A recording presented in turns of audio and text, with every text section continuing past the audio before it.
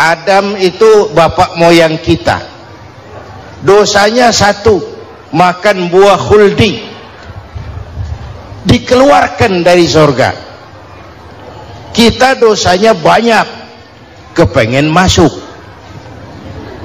nggak nyambung. Hai Adam, dari tidak ada kamu saya adakan. Saya perintahkan tinggal di surga. Merasa sepi sendirian, saya ciptakan Siti Hawa supaya kamu tenang. Kamu boleh nikmati semuanya. Ini boleh, itu boleh, ini boleh, itu boleh. Makan, makanlah yang kau mau. Minum, minumlah yang kau suka. Pakai, pakailah yang kau senang. Satu yang saya minta, jangan dekati pohon khuldi. Itu kau tidak sanggup, keluar. Diusir dari surga. Sujud Nabi Adam, kata riwayat 40 tahun sujud, membaca Rabbana zalamna anfusana wa illam taghfir lana wa tarhamna lanakunanna minal. Itu namanya istighfarnya Nabi Adam. Istighfar itu kan mengucapkan astagfirullah, basmalah, membaca bismillah. Jangan kayak teman saya disuruh banyak-banyak baca istighfar, benar-benar dia baca istighfar, istighfar, istighfar. Bukan itu maksudnya. Nah, maka salah satu amalan yang sangat dianjurkan di bulan Muharram ini memperbanyak istighfar. Tidak ada orangnya yang tidak. Ayo jujur, ini yang kumpul di sini semua, ada nggak yang nggak punya dosa? Yang merasa nggak punya dosa, ayo ke depan. Ada? Tidak ada. Setiap kita, entah kecil entah besar, sengaja, terlupa, pasti mempunyai yang namanya khilaf dan salah. Dan Allah Tuhan kita bukan Tuhan pendendam. Allah Tuhan kita Tuhan yang ramah dan rahmah. Manusia, dosamu banyak, tapi ampunanku lebih banyak. Salahmu besar, rahmatku jauh lebih besar. Kau sujud di hadapanku, aku bangga melihatnya. Kau menangis di hadapanku, aku senyum melihatmu. Kau berjalan menujuku, aku berlari menyambutmu. Karena itu amalan yang sangat dianjurkan di bulan Muharram ini memperbanyak istighfar. Itu kalau istighfarnya Nabi Adam. Ada istighfarnya Nabi Yunus. Ibu kenal Nabi Yunus? Di mana kenalannya? So tahu. Nabi Yunus itu ketika berdakwah kepada kaumnya yang bandel, memberikan peringatan, kalau kalian tidak mau beriman akan turun azab. Kapan Yunus? Akan. Kenapa mesti akan? Sekarang aja kalau mau, saya tungguin. Kurang ajar betul ini umat. Akhirnya Nabi Nuh menghindar dengan perhitungan, kalau azab tidak turun saya sudah jauh, meragukan janji Tuhan. Lalu naik kapal, dinaiki oleh Yunus, kapal mogok. Dicari siapa biang keroknya ini, diundi, ternyata Yunus. Sampai 3 kali diundi. Dibuanglah Yunus ke dasar laut, ditelan oleh ikan nun atas perintah Allah. Telan itu Yunus, jangan pakai dikunyah, rusak urusan. Telan saja, simpan di perutmu. Dibawa oleh ikan nun ke dasar lautan. Itu yang oleh Quran dikatakan bertemulah 3 macam kegelapan. Zulumatun salas, gelapnya tengah malam, gelapnya di dasar laut, gelapnya di dalam perut ikan. Itu namanya petang, mbahnya gelap. Di perut ikan itulah Nabi Nuh sadar akan kesalahannya, meragukan janji Allah, meragukan janji Allah. Ia sujud di dalam perut ikan itu, membaca la ilaha illa anta subhanaka inni kuntu. Itu istighfarnya Nabi Yunus. Dibacakan istighfar begitu, ikan sakit perut pak, di dasar laut kemana mau cari apotik? Dia naik ke permukaan, memuntahkan isi perutnya, Nabi Yunus keluar dengan selamat. Itu pun terjadi pada hari ke-10 bulan Muharram. Istighfar intinya itu. Itu amalan utama bulan Muharram, memperbanyak istighfar. Allah selamatkan Nabi Nuh dari bahtera banjir yang luar biasa, 10 Muharram. Allah selamatkan Nabi Ibrahim dari pembakaran Raja Namruz, 10 Muharram. Setelah Nabi Ibrahim itu menghancurkan berhala-berhala, Abrahat pulang mau ibadah, lihat Tuhannya berantakan, marah besar. Siapa yang menghancurkan Tuhan-Tuhan kita ini? Ada yang lapor, kami lihat Ibrahim. Tangkap. Belum ada bukti, tangkap dulu yang penting, bukti belakangan. Tangkap. Wah, dikerahkanlah aparat, tangkap Nabi Ibrahim, disidang langsung oleh Abrahat, oleh Namruz maksud saya. Ibrahim, kau yang menghancurkan berhala-berhala kami ini, Tuhan-Tuhan kami. Siapa bilang? Ada yang lapor. Saya dengar enggak semua berhala itu hancur, ada yang paling besar. Angkat tangan, saya lihat ada kampak di tangannya. Barangkali yang besar itu iseng tuh, yang kecil-kecil dikampakin. Tanya aja sama dia, kamu gila? Kenapa? Masa kami disuruh nanya berhala? Nggak bisa jawab. Nggak bisa jawab. Lah kenapa disembah? Lebih gila mana sih? Tahu nggak bisa jawab kenapa disembah? Kurang ajar kamu Ibrahim.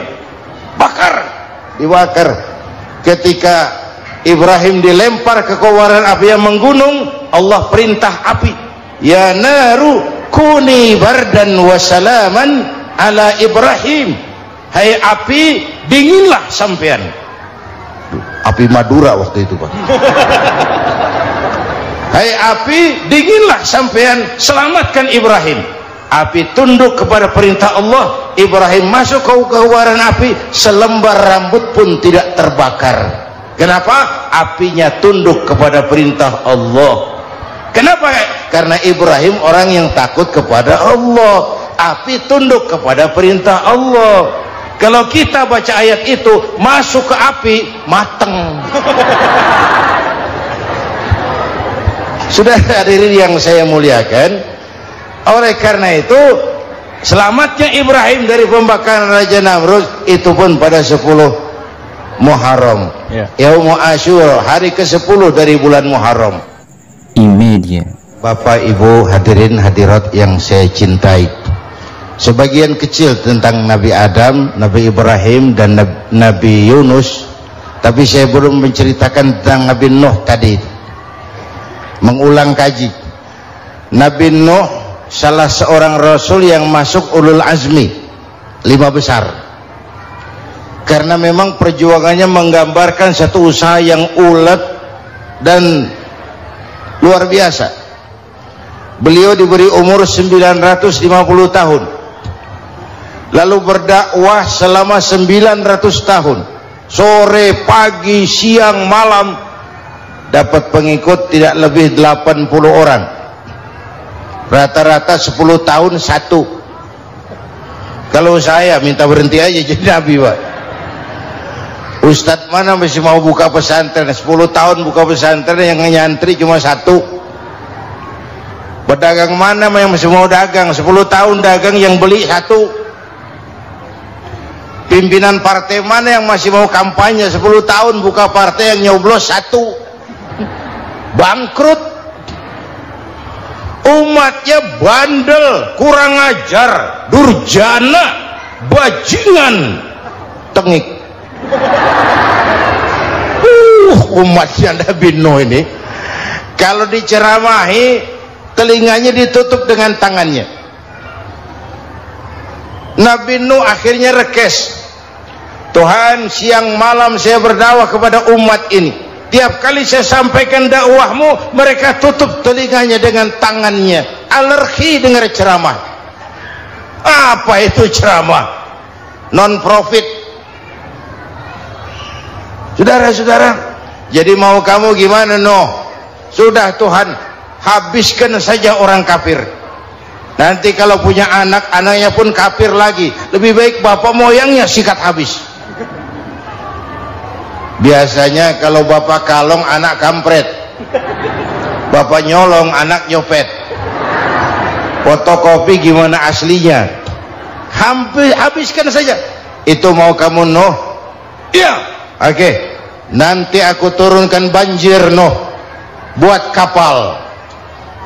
Dengan apa saya harus buat kapal Nuh? Ya dengan kayu, kata Tuhan. Kayunya dari mana Tuhan? Ya dari pohon Nuh. Pohonnya belum ada Tuhan. Ya tanam dulu Nuh. Bikin kapal, kayunya nanam pohon. Apa artinya? Perjuangan perlu kesabaran. Sukses itu ada prosesnya. Nggak bisa simsalabim abracadabra lalu kita mau sukses.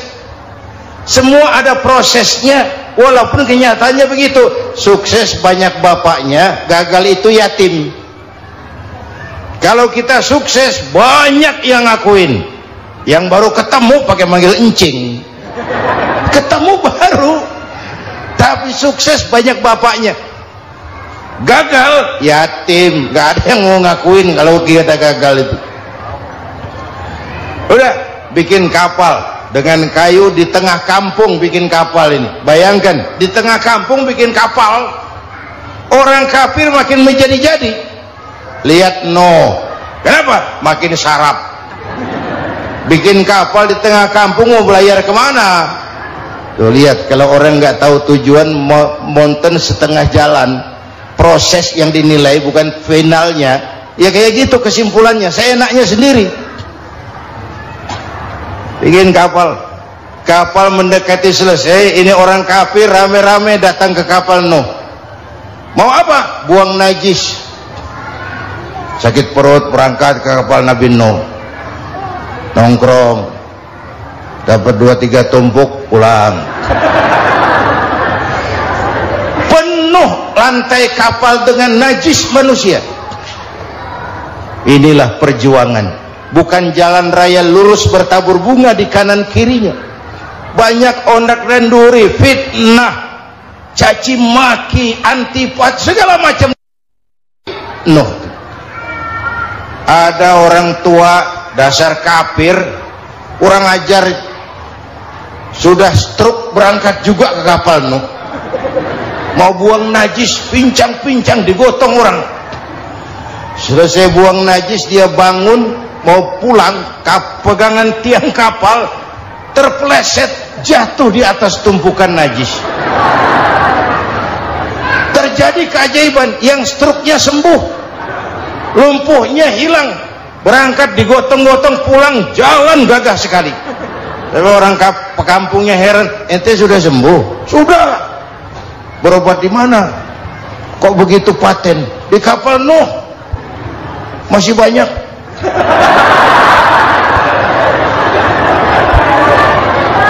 Yang berasa perlu obat bawa rantang, ambil, bersih lagi geladak kapal itu. Sudah selesai Nuh? Selesai. Oke, kau orang yang beriman bersamamu, binatang serba sepasang, naik Nabi Nuh, naik orang beriman, naik binatang serba sepasang. Ini cikal bakal penyelamatan manusia, Pak. Naiklah orang beriman, sudah naik semua, Nabi Nuh kontrol. Ini contoh buat kita, kontrol. Sudah naik semua teman-teman, sudah. Pemimpin yang baik bukan cuma terima laporan di belakang meja. Laporan itu yang mana juga bagus. Sama juga kampanye, kampanye yang mana juga merdu. Kalau saya kalau aja yang dihitung. Pernah ada calon bupati kampanye janji, kalau saya berhasil kita akan banyak bangun jembatan di daerah kita. Tanya, Pak, nggak ada sungai di kampung kita, Pak. Dia bilang, sungainya kita bangun sekalian. Udah kadung janji, mana pula orang mau bangun sungai itu. Saudara-saudara, kontrol. Jangan cuma tunggu laporan di belakang meja, semua laporan bagus. Ya Bu? Bu?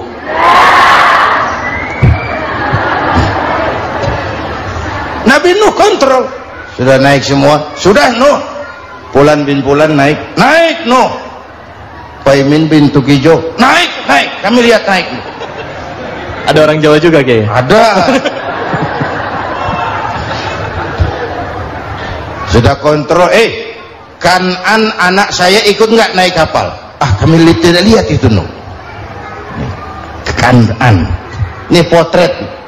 Bapaknya aktif ke masjid, ibunya rajin ke majelis taklim, anaknya keleleran kemana-mana. Bukan di sini, di Prancis. Udah di sini insya Allah sama.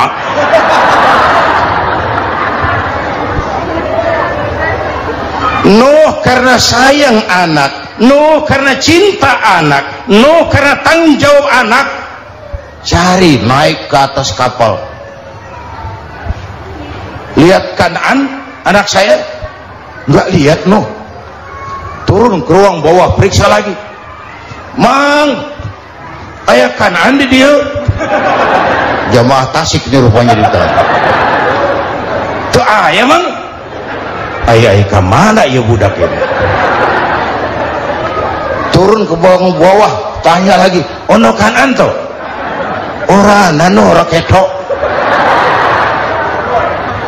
Rombongan Jawa Tengah naik ke atas buritan. Dari buritan kelihatan ternyata Kan'an tidak ikut naik kapal, kumpul di darat bersama orang kafir. Ini potret kita sekarang. Kumpul sama orang kafir, hanyut anak-anak kita, ditelan budayanya orang kafir, ditelan tradisinya orang kafir, ditelan pergaulannya orang kafir. Nuh karena sayang anak dari atas manggil. Dalam Quran dijelaskan itu. Karena Nabi Nuh di atas, Kan'an di bawah, teriak, ya bunayyar kam ma'ana. Begitu dalam Quran ayatnya. Cuma ini pakai gaya memanggil supaya kelihatan ke gambar, kira-kira Nuh manggilnya begitu. Ini namanya gaya dakwah, Pak. Kalau ceritanya datar nggak menarik. Maka Nuh memanggil Kan'an, ya bunayyar kam ma'ana. Kata yang dengar, ini gaya orang manggil, ya bunayyar kam ma'ana. Kan'an kesini nak, naik kapal sama papi.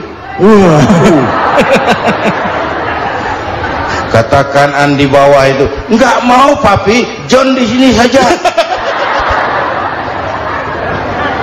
Kata Nuh, jangan nak, Allah sedang murka, akan turun banjir. Kalau datang banjir papi, sa'awi ila jabalin ya'simuni minal ma', saya akan naik ke gunung tinggi yang bisa menyelamatkan saya dari banjir. Kan'an naik ke gunung, gunung dihantam banjir, Kan'an mati sampai sekarang. Yang kelima, Nabi Musa, kisah Muharramnya ini lahir dalam kondisi yang sulit karena Fir'aun mimpi akan lahir seorang anak dari keturunan Bani Israel yang akan menghancurkan kerajaannya. Kata Fir'aun, sudah lahir belum anaknya? Belum. Kalau gitu mulai malam ini laki-laki dilarang bergaul sama istrinya. Semua perempuan hamil di bawah pengawasan negara. Mulai hari ini kalau lahir anak laki-laki terutama Bani Israel, penggal. Satpol PP disiapkan. Udah ada kayaknya. Ada. Patroli. Bayangkan, nah Fir'aun itu bikin undang-undang seenaknya sendiri. Apalagi merasa kekuasaannya dalam ancaman. Penguasa manapun kalau merasa dalam ancaman, panik. Padahal kekuasaan itu kayak harimau, makin lama ditaiki makin sulit turun. Kenapa? Karena macannya makin lapar, naik terus capek, turun dimakan harimau, serba sulit.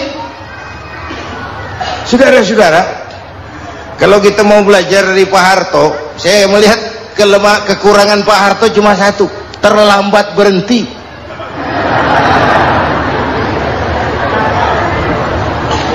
terlambat berhenti. Di sekelilinginya banyak tukang jilat, tukang semir. Pak, kalau tidak ada bapak kami bagaimana, Pak? Saudara hadirin yang saya hormati, maka sering saya ingatkan, temanmu yang sejati adalah teman yang membuat kamu jadi benar, bukan teman yang selalu membenarkan kamu.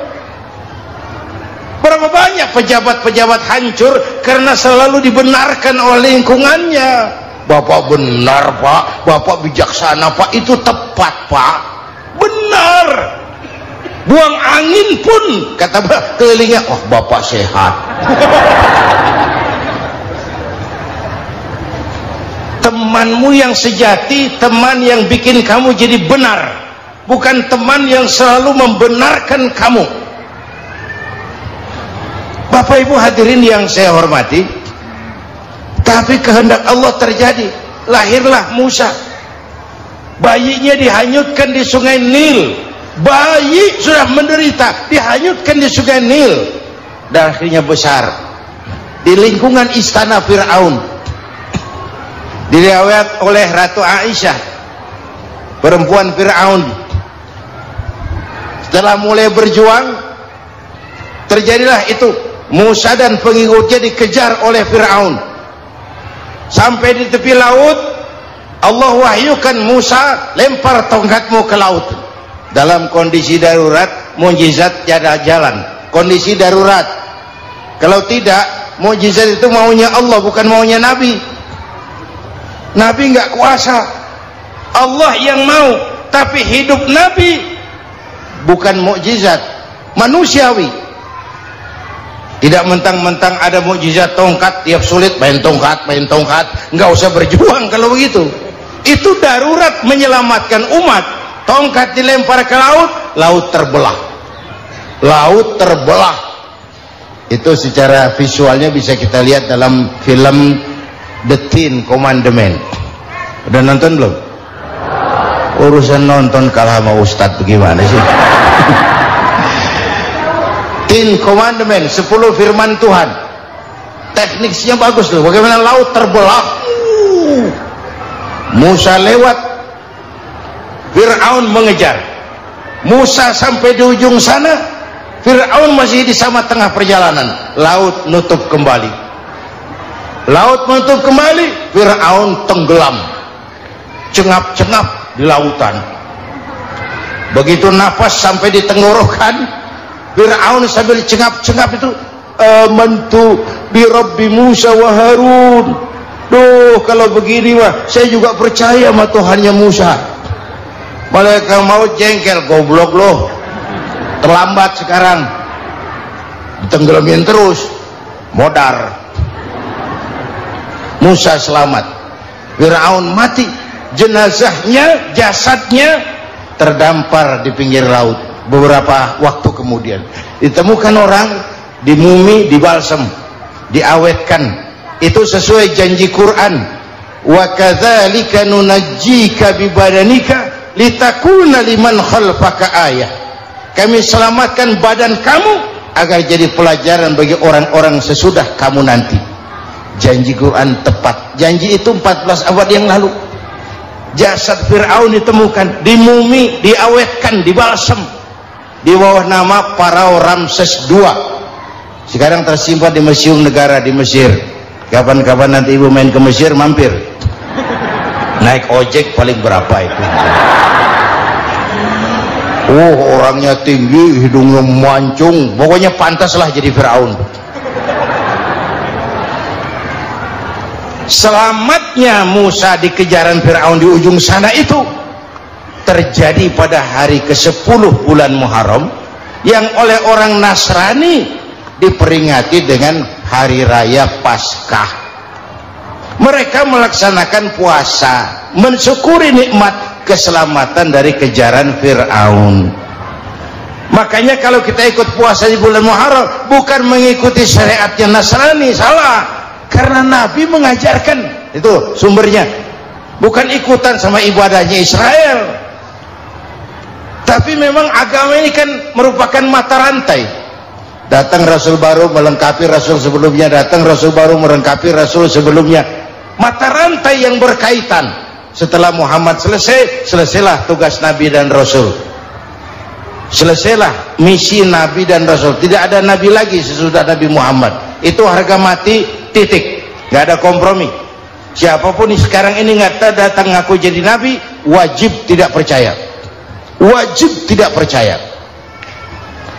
Tapi kaitannya memang kita bilang Nasrani, orang bahasa Arab, bahasa Ibraninya Nazaret, Nasiroh, Nazaret, itu beda dialek. Kita Daud, dia David.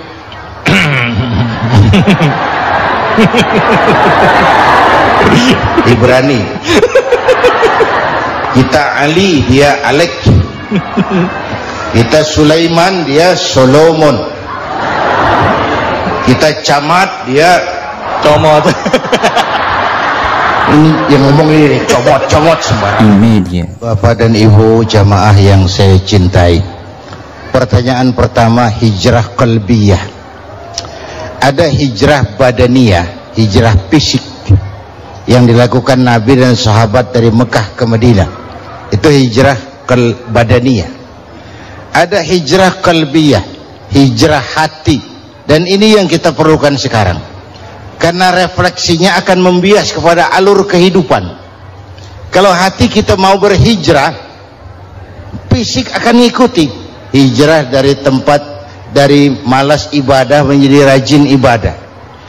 Hijrah dari maksiat kepada yang ma'ruf, dari berpecah belah menjadi bersatu. Hijrah seperti itu yang sangat kita perlukan. Apalagi masyarakat ini paternalistik. Kita harus hijrah mental sekarang ini. Maka yang disampaikan tadi benar, seorang ketua MK siap mengundurkan diri kalau terbukti anak buahnya terlibat suap. Itu walaupun siap, tapi sudah angin segar buat rakyat bahwa masih ada banyak insya Allah pejabat kita yang punya harga diri. Walaupun ada juga pejabat kita yang muka tembok, kulit badak, kuping kebo. Muka tembok, kulit badak, kuping kebo. Biasanya kalau kereta api tabrakan di negara-negara maju, Menteri Perhubungannya mundur. Di kita petugas palang pintu dipecat. Jauh sekali menteri sama petugas palang pintu. Yang benar-benar diadili yang krocok-krocok, kopral-kopral gitu. Padahal hadisnya jelas, ar-rashi wal murtashi finnar. Yang nyuap dan yang nerima suap dua-duanya neraka. Kasus potret belakangan ini, yang nerima suap, yang diuber, yang nyuap aman, yang nyuap aman, yang korupsi pajak dikecil-kecilin, yang ngemplang pajak aman. Padahal ngemplang pajaknya triliunan, padahal dia sudah dikasih fasilitas oleh negara mengelola sumber daya alam negara yang artinya milik rakyat. Dia harus bayar pajak, uang pajaknya dikumpulkan bagi sebesar-besar kemakmuran rakyat. Itu tindakan merugikan rakyat. Karena itu betul, saya setuju, hijrah qalbi yang perlu kita lakukan sekarang. Hijrah hati. Kita ini bangsa Indonesia, nah seperti timnas. Timnas sekarang anak-anak muda sudah berani pakai baju PSSI. Iya. Kenapa? Menang. Coba kalau kalah terus, nanti menang. Tapi bangsa Indonesia itu memang seperti timnas, namanya kesebelasan, 11 orang. Walaupun ada pemain bintang, ya ada presiden, gubernur, menteri, itu bintang-bintang. Tapi bintang baru ada artinya kalau dibantu 10 pemain yang lain. Cristiano Ronaldo, siapa itu? Penyerang tengah Real Madrid. Bintang. Lionel Messi. Siapa lagi? Barcelona. Bercelana.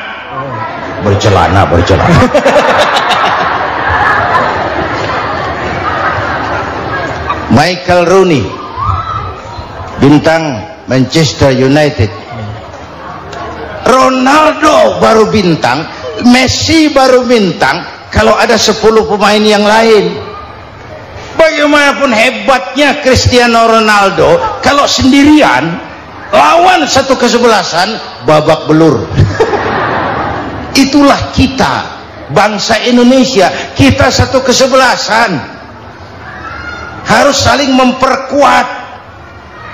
Ada bangsa kita ini yang jadi jaksa, ada yang jadi hakim, ada yang jadi polisi. Itu posisi penyerang tengah, kiri luar, kanan dalam, back, striker, kiper, posisi. Tapi sadar kita satu kesebelasan, Bung.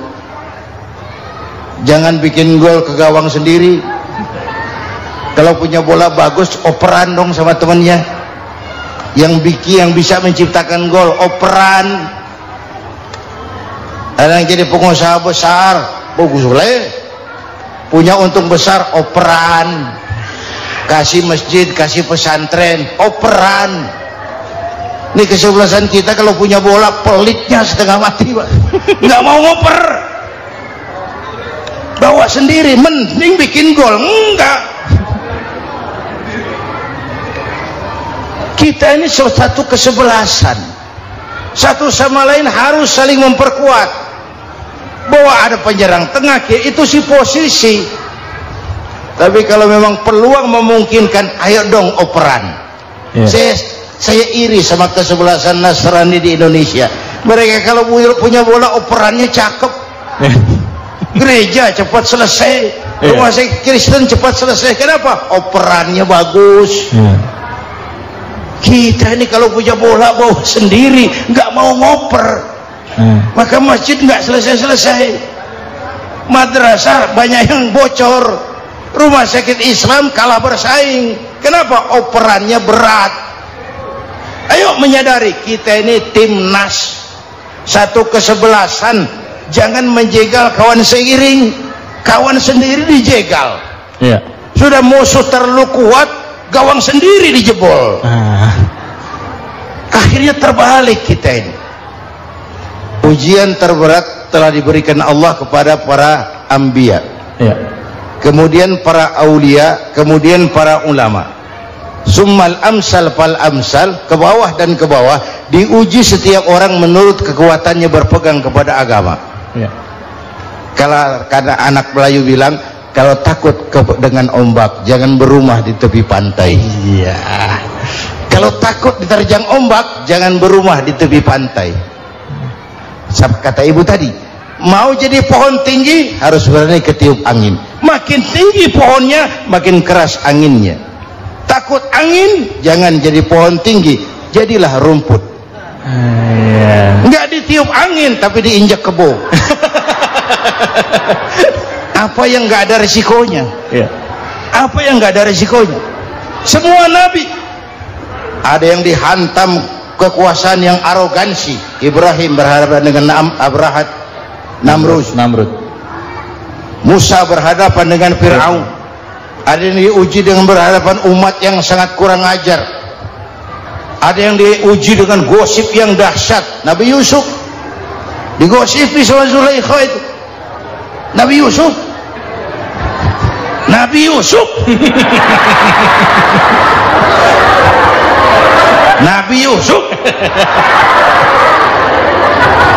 yang namanya gosip itu kan menyebarkan keburukan orang. Kalau benar saja hukumnya ghibah. Kalau salah hukumnya fitnah. Fitnah lebih bahaya dari pembunuhan.